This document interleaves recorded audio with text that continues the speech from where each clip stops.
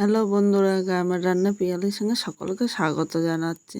আশা করি আপনারা খুব ভালো আছেন আর আমিও ভালো আছি। আজকে ভেন্ডির আরেকটা দুর্দান্ত রেসিপি তোমাদের সাথে শেয়ার করব। ভিডিওটা স্কিপ করো না, প্রথম থেকে শেষ পর্যন্ত দেখার অনুরোধ রইল। প্রথমে ভেন্ডিগুলো আমি আগে ধুয়ে নেব। এইভাবে ধুয়ে কাটবো, আর কেটে কিন্তু ভেন্ডিগুলো ধুলে তাহলে আরও লোদ লোদ ভাবটা বেশি থাকবে। এইভাবে পরিষ্কার জল দিয়ে আমি 3-4 বার ধুয়ে নিয়েছি। এখন আমি একটা চপার নিলাম আর এরকম একটা ছুরি নিয়েছি। ছুরির মধ্যে ভেন্ডিগুলো আমি কেটে নেব। তোমরা 2টো বা 3টে যেরকম সুবিধা হয় সেরকমই কিন্তু কেটে নিতে পারো। এবার এই বোটাটা আমি ফেলে দিলাম। ভেন্ডিটা একটুখানি বড় সাইজের করে কেটে নেব। তোমরা তোমাদের ইচ্ছে মতো কিন্তু কেটে নিতে পারো। আমি যেইভাবে কাটছি সেইভাবে যে কাটতে হবে তা কিন্তু না। এইভাবে প্রথমে আগে সব ভেন্ডিগুলো আমি কেটে নিচ্ছি।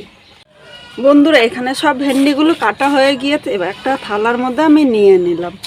এখন এর মধ্যে 1/2 চামচেরও কম একটু স্বাদ অনুযায়ী লবণ নিয়ে নিলাম। অবশ্য লবণটা স্বাদ অনুযায়ী দেবেন। ছোট চামচের 1 চামচ হলুদ দিলাম। এবার এখানে আমি 2 চামচ বেসন নিয়ে নিলাম। এখন আমি হলুদ, লবণ ও বেসনটা একসাথে ভালো করে মেখে নেব। আর বেসনটা দেওয়ার কারণ হলো, যখন আমরা অনেক সময় ভেন্ডি ভাজতে গেলে ভেন্ডির মধ্যে একটা লোদ লোদ ভাব থাকে, আর তেলের মধ্যে দিলে সেই লোদটাও কিন্তু কাটতে চায় না। তাই বেসনটা দিয়ে এইভাবে মেখে নিয়েছি। এই লোদ ভাবটা কিন্তু ভেন্ডির মধ্যে আর থাকবে না। করে আমি বেসনটা ভেন্ডির সাথে মেখে নিয়েছি। এবার এক সাইডে আমি 5 মিনিটের জন্য রেখে দেব। এখন আমি একটা মশলা তৈরি করে নেব। এখানে 2 টুকরো আদা নিয়ে নিলাম। 4টে কাঁচা লঙ্কা নিয়েছি। তোমরা ঝাল যেরকম খাবে সেই হিসাবে লঙ্কাটা নিয়ে নেবে। এর সাথে নিয়েছি একটা মাঝারি সাইজের টমেটো। এখন আমি জল দেবো না, জল ছাড়া আমি এই 3টে মশলা একসাথে মিক্স করে নিয়ে আসবো। বন্ধুরা, জল ছাড়া মশলাটা মিক্স করে নিয়ে এসেছে। দেখো একদম মিহি কিন্তু পেস্ট হয়েছে। এবার মশলাটা আমি একটা বাটিতে নিলাম। যেহেতু টমেটো দিয়েছি তাই জলটা ব্যবহার করিনি। এখানে কড়াইয়ের মধ্যে আমি সর্ষের তেল দিয়ে দিলাম। আর এই রান্নাটি কিন্তু সর্ষের তেল দিয়ে বেশি ভালো লাগবে। তো যারা সাদা তেল খায় তারা একটু চেষ্টা করবে একদিন এই সর্ষের তেল দিয়ে রান্না করতে। তেলটা গরম হয়ে গিয়েছে। এখানে ভেন্ডিগুলো সব একসাথে ভাজবো না, আমি 2বারে ভেন্ডিগুলো ভেজে নেব। দেখো এখন অনেকটা ভেন্ডি রয়েছে, এই ভেন্ডিগুলো পরের বার ভাজবো। ভেন্ডিগুলো নেড়ে চেড়ে মিশিয়ে নিচ্ছি। একসাথে ভাজতে গেলে কিন্তু ভাজাটা ভালো হবে না। আর এখন আগুনটা আমি মিডিয়াম টু হাই রাখবো, একদম লো করে কিন্তু ভেন্ডিটা ভাজা যাবে না। এবার আমি 3 থেকে 4 মিনিট ভেন্ডিটা হালকা লাল করে ভাজবো, খুব বেশি কিন্তু ভাজতে হবে না। এইভাবে ভাজলে ভেন্ডির গায়ে দেখো লোদ লোদটা কিন্তু একটুও নেই।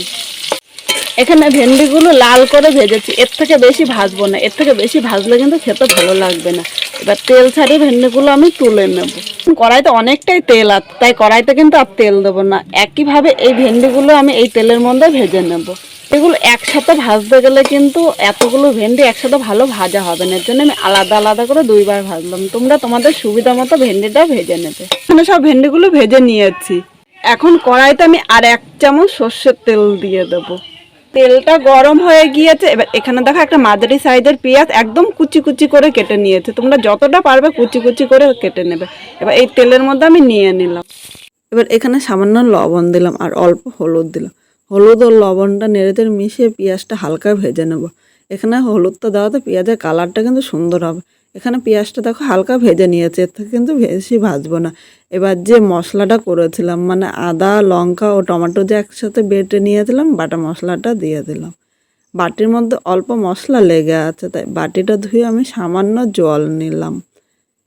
এবার মশলাটা নেড়ে চেড়ে মিশিয়ে আমি 2 থেকে 3 মিনিট কষিয়ে নেব। মানে যতক্ষণ মশলার থেকে কাঁচা গন্ধ না যায় ততক্ষণই কিন্তু মশলাটা ভালোভাবে কষিয়ে নিতে হবে।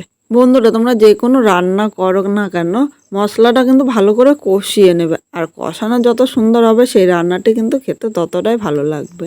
এখানে মশলাটা কষানো হয়েছে আর দেখো মশলা গায়েতে তেলও ছেড়ে দিয়েছে।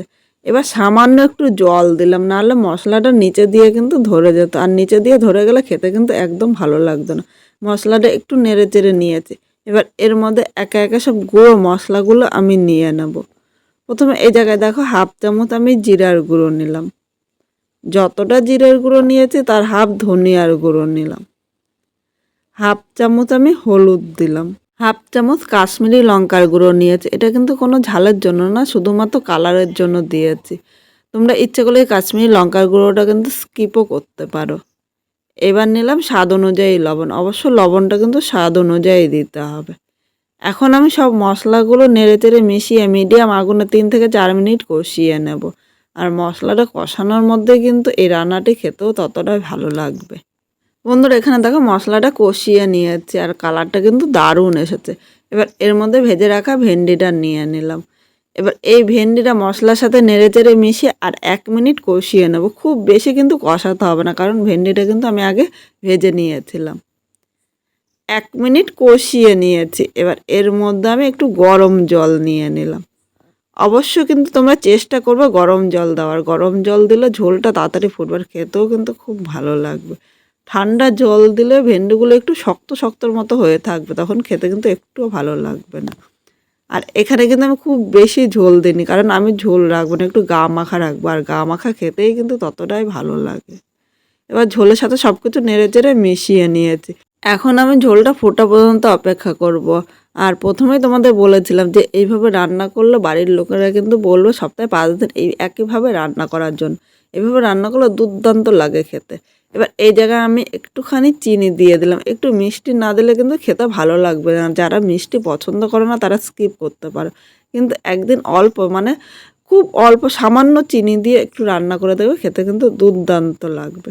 এখানে দেখো আমি 5 মিনিট মিডিয়াম আগুনে ভালো করে রান্না করে নিয়েছি। এবার এর মধ্যে আমি গরম মশলা দিয়ে দিলাম। গরম মশলাটা নেড়েচেড়ে আমি মিশিয়ে নিয়েছি। আর এর থেকে কিন্তু বেশি ঝোল টানাবো না, তাহলে খেতে একদম ভালো লাগবে না। এবার 1 মিনিট আমি স্ট্যান্ডিং টাইমে রেখে দেবো।